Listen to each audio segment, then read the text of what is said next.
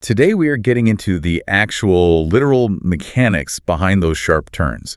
We're pulling from an intensely story-driven transcript from a Tony Robbins. Yeah, the one titled, "You Are One Decision Away from a Different Life." That's the one. And the mission for you listening today is to extract the exact mechanics of how a single choice alters the trajectory of a life. Look, we are stripping away the motivational cliches here. Absolutely. We want to know the practical, on-the-ground engineering of deep, lasting transformation. And it is a vital distinction to make, right? Because motivation is really nothing more than an emotional spike. It is a feeling, and by definition, feelings fade. They always do. Yeah, so what we are examining today is the architecture of behavioral change. How do you construct a pivot in your own life that doesn't just feel good for a weekend, but actually holds up under the weight of reality? Okay, let's unpack this because the core premise hits incredibly hard right out of the gate. Basically, if you want to understand why your life looks exactly the way it does right now, today, look back 5, 10, or 15 years. Look at the intersections. Yes, look at the intersections. Because if you had made even one drastically different decision at one of those points, you would have carried entirely different momentum into your present reality. What's fascinating here is how this perspective immediately strips away the illusion of circumstance. I mean, two people can endure the exact same hardship or receive the exact same windfall, right? Right. But their lives will diverge wildly based on two very specific internal factors. First, what they decide that event means, and second, what they decide to do about it. Meaning and action. Exactly, meaning and action. Right. But to really understand how we make those massive life shifts, like how we actually arrive at a point where we take decisive action, we first have to look at what forces us into motion. And usually that requires hitting a breaking point, like a moment of just intense pain. It does, yeah. Abstract theory is great and all, but change usually requires a really visceral, gritty catalyst. To illustrate this, there's a very striking narrative in our materials about Tony's own literal rock bottom moment. Oh man, this story's rough. It really is. So he was working as a janitor, juggling 2 different jobs, cleaning banks in the middle of the night. Just brutal hours. Yeah, he was surviving on maybe 3 or 4 hours of sleep before trying to drag himself to school the next day. And the exhaustion wasn't just physical, right? It was financial and emotion, just total depletion. Entirely. So the breaking point arrives when he is driving home in his 260 Datsun Z car, and the car just completely runs out of gas. He is totally tapped out. He has literally zero money to his name. Wow. So he has to lock the car up on the side of the road, basically just praying it doesn't get towed, and walk a couple of miles in the dark back to this tiny 400-square-foot bachelor apartment. Honestly, that walk alone would break most people. I mean, just the sheer defeat of it. Oh, but it compounds. He finally gets to his apartment door, and there is a note typed and stapled to the front. Let me guess. Yeah, it's an eviction notice. And to add insult to injury, he hasn't paid his electric bill either, so he has to read this eviction notice by the light of a candle. It is the absolute distillation of having zero options left. Wait, can we just pause on that image for a second? The eviction notice by candlelight? Yeah, it's cinematic. It is, but I hear a story like that, and part of me wants to resist the premise. Like, does it really require that level of extreme, agonizing pain to force a true life change? That's a fair question. Because I was thinking about it like a structural stress test in engineering. You know how when engineers design a new bridge, they don't actually know its true load-bearing capacity just from looking at the blueprints? Right, they have to test it practically. Exactly. They have to put an agonizing, terrifying amount of weight on the physical bridge to see where the microfractures occur. That is a brilliant way to frame it, honestly. Thanks. Because in this scenario, if he hadn't run out of gas, if the electricity had been on, if the eviction notice was just a mild warning, well, the bridge of his old life wouldn't have completely collapsed. He could have just kept patching the drywall, basically. Exactly. So is the total collapse actually necessary to build a new foundation? In many ways, yes, because pain acts as a necessary utility here. It's not suffering for the sake of suffering, right? It's suffering as a catalyst. Okay, so a catalyst for what exactly? Well, when he was reading that notice by candlelight, the intense pain didn't make him fold inward. It caused a reaction. Something inside him essentially exploded. Right. He didn't just sit there wallowing in the dark. He actually went outside and went on a radical lung-bursting run. Wait, he just took off running in the middle of the night. Yeah. He ran as hard as he physically could until he felt his lungs were going to burst, and then he pushed himself even further. And that physical detail is crucial. Why is that? Because this wasn't just exercise to burn off some stress.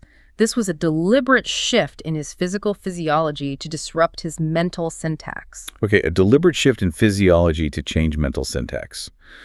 What does that actually mean mechanically? So think about the biological loop of despair. When you are slumped over in a freezing dark apartment feeling utterly defeated, your body chemistry aligns with that narrative. Right, your physical posture matches your mood. Exactly. Your posture slumps, your breathing gets shallow, cortisol spikes, serotonin plummets, your brain basically gets locked into a localized loop of panic and powerlessness. Wow. So by forcing his body into an extreme cardiovascular sprint, he forced a systemic reboot. He flooded his system with oxygen, changed his blood flow, and literally broke the neurological loop his brain was stuck in. That's wild. Yeah, he used his body to reclaim agency over a situation where he felt entirely powerless. So the explosive energy from the pain was captured and redirected by changing his physical state.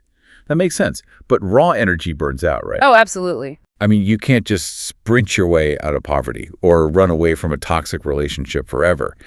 Eventually, you do have to stop running. Which leads us to how you harness that temporary explosive energy into a permanent reality. Precisely. Explosions are destructive if they aren't contained and directed. And this brings us to the mechanical definition of what a decision actually is. Here's where it gets really interesting, actually. There is a linguistic detail in this material that completely flipped how I view the concept of choosing. Oh, the Latin root. Yes. The word decision shares its Latin roots with the word incision, like a surgeon making an incision. It literally means to cut off. Right. So when you make a true decision, you are performing an incision on your life. Mm-hmm. You are violently cutting off any other possibility except the thing you have committed to. If we connect this to the bigger picture, you realize that most of us suffer from incredibly weak decision-making muscles. I mean, we live in a culture of endless optionality. Oh, for sure. People struggle to decide what movie to stream on a Friday night, let alone make a fundamental pivot in their career or identity. We love to keep our options open. We like to hedge our bets. Yeah, but hedging your bets is the exact opposite of an incision. Exactly. Because if you have an escape route, you haven't actually made a decision. You've just stated a preference. Yeah. Like, I'd prefer to be successful, but if it gets hard, I'll just go back to my old job. That is not an incision. Not at all. And to illustrate what a real incision looks like, there's a very specific turning point that happens right after that lung-bursting run. He finds himself standing on a beach with a journal, and he draws a hard, literal line down the middle of a blank page. Setting the boundaries. Yeah. On one side, he writes down everything he refuses to accept in his life anymore, the poverty, the disconnectedness, the constant feeling of pity. And on the other side, he writes the direct opposite. He maps out exactly who he is going to become. And pay attention to the absolute finality of that moment. I mean, he didn't have a 10-point business plan. He didn't know the how yet. Right. The logistics weren't there. Exactly. He just knew that it was happening right then and there.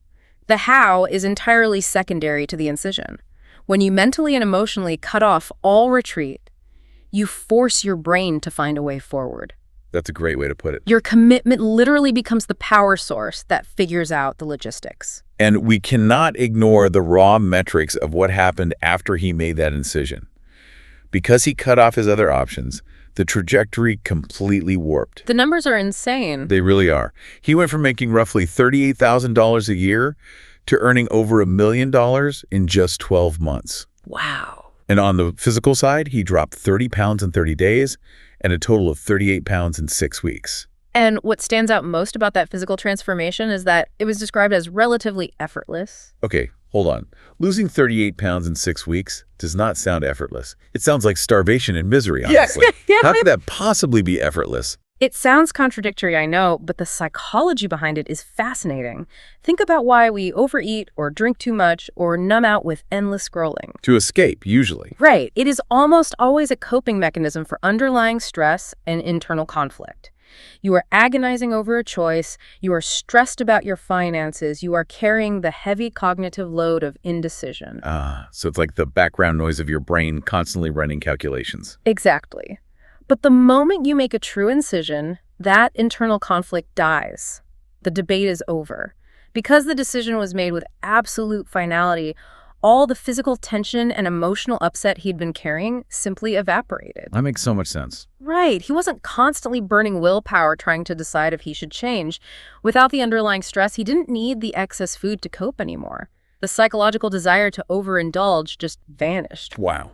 It reduces the cognitive load so much that the right action becomes the default action. It's incredibly powerful. But I have to be honest, I read that journal scene on the beach, and a cynical part of me rears its head. Okay, let's hear it. It is one thing to make a grand, sweeping declaration about your life when you are frustrated by a lack of money or your own bad habits.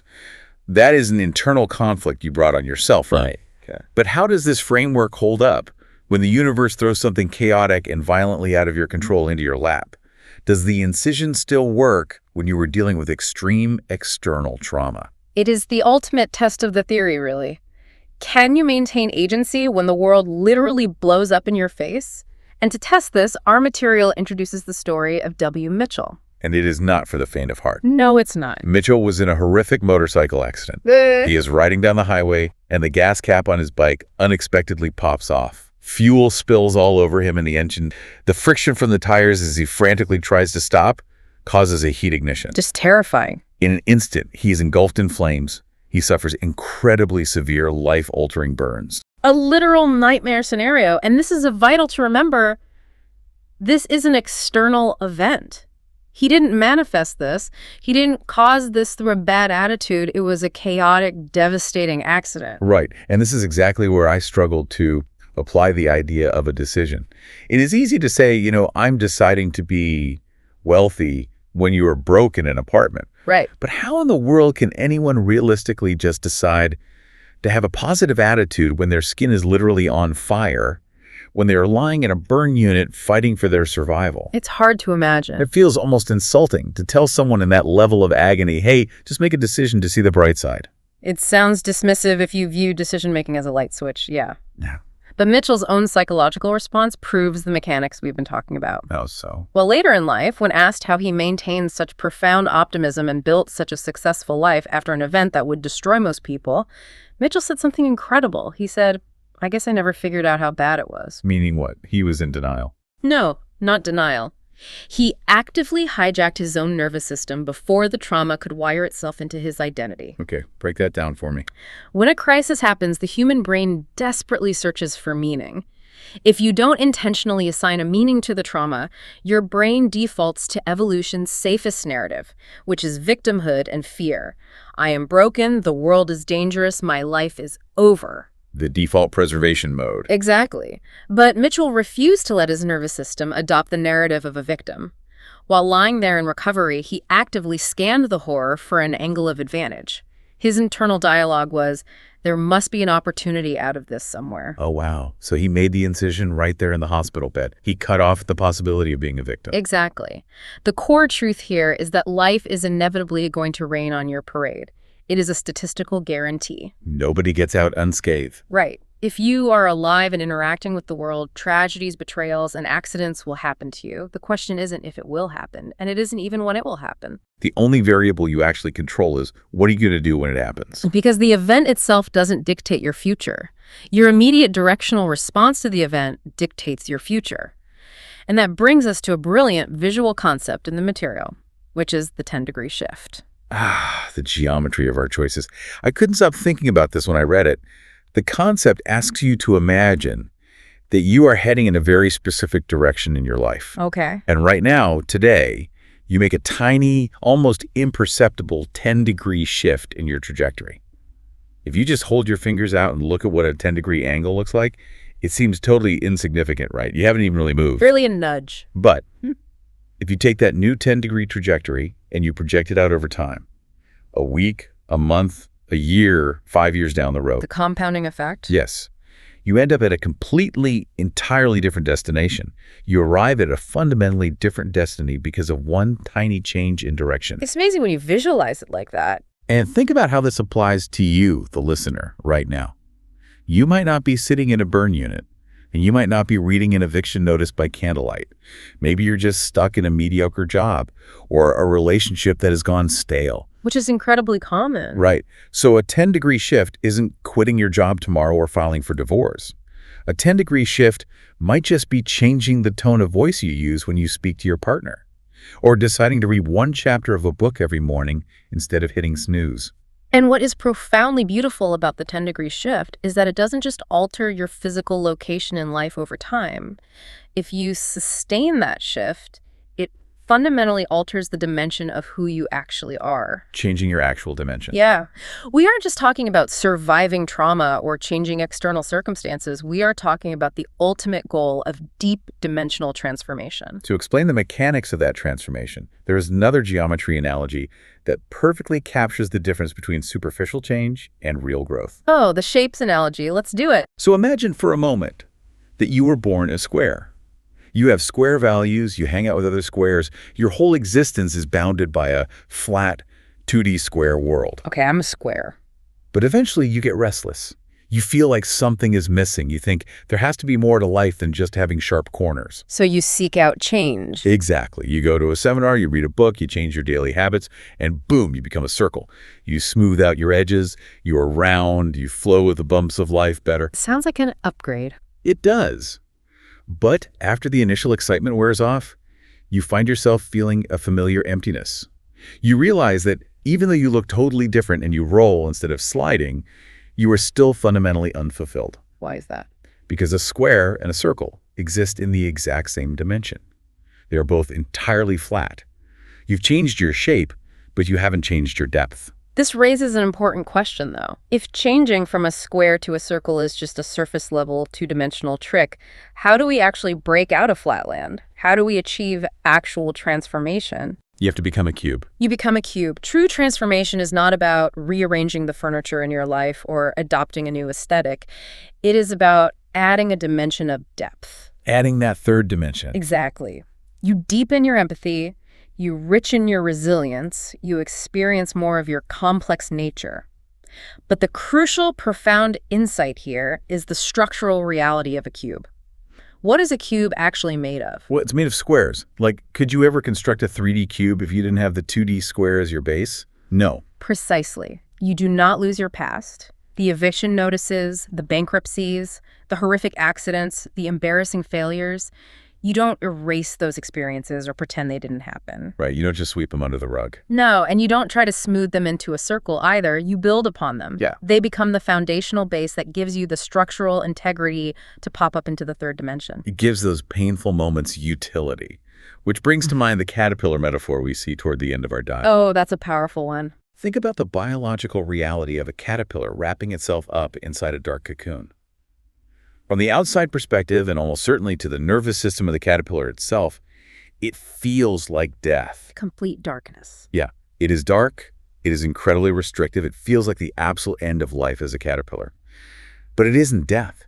It is the necessary agonizing process of transforming into something far more capable. Growing wings. Exactly. It is the literal process of growing wings. Yeah. Of adding a dimension that allows you to fly over the obstacles you used to have to slowly crawl around. And tying it all back, the cocoon is the ultimate incision. Once the caterpillar seals itself in, it violently cuts off the possibility of ever going back to the dirt. Wow. Yeah, no turning back. It has committed entirely to the transformation, knowing it must surrender the old self to survive. It really is the perfect parallel. Yeah. And looking at all of these pieces together, it is quite a staggering journey. I mean, from shivering in a tiny freezing apartment to realizing that the very nature of a decision requires cutting off your escape routes. Yeah. From W. Mitchell hijacking his own nervous system while literally burning on a highway, to the tiny daily 10-degree shifts that eventually turn flat, frustrated squares into multi-dimensional cubes. Everything we've unpacked today is fundamentally rooted in the radical power of owning your choices. It is about reclaiming agency. It is the realization that you do not have to wait for life to support you. You dictate what your life means, regardless of the chaos happening around you. So what does this all mean for you, the person listening to this right now?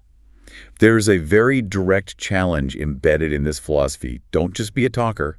Be a walker. That's the real test. Think about your upcoming weekend. What are you going to do on a Saturday evening? Are you just going to sit on the couch, passively consuming entertainment, letting your brain rot in two dimensions? Probably what most people do, honestly. Yeah, but why spend your time hedging your bets when you could be upgrading your mental syntax, shifting your physiology, and making an actual incision? And remember, this deep dive is not just an exercise in isolated selfish improvement. Transformation has an inevitable ripple effect. Oh, absolutely. When you elevate your dimension, the people in your orbit are elevated too. You can use your newfound energy, your depth as a cube to change someone else's life in a random moment of connection. The ultimate goal isn't just a bigger bank account or a lower number on the scale. What is it then? It is to treat your life as a masterpiece. And a masterpiece requires intention. It requires a brushstroke that commits, leaving no room for regret. So we want to leave you with a final provocative thought to mull over as you step back into your day. Let's hear it. If a true decision acts like an incision, literally cutting off all other possibilities to force you down a totally new path, what is the ghost life of comfort and excuses that you need to actively execute today so that your masterpiece life actually has the oxygen to breathe?